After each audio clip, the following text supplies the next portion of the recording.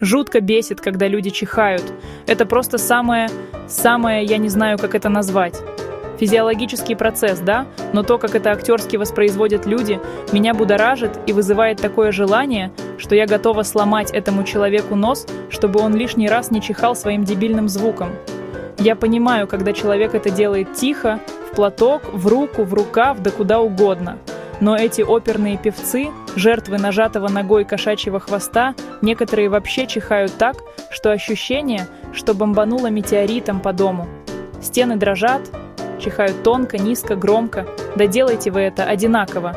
Еще бесит, помимо звукового сопровождения, куда они чихают. Это либо твое лицо, либо твои руки, либо возле тебя. Как будто я, покрытая слоем воска, не заболею и не брезгую. Я очень брезгую.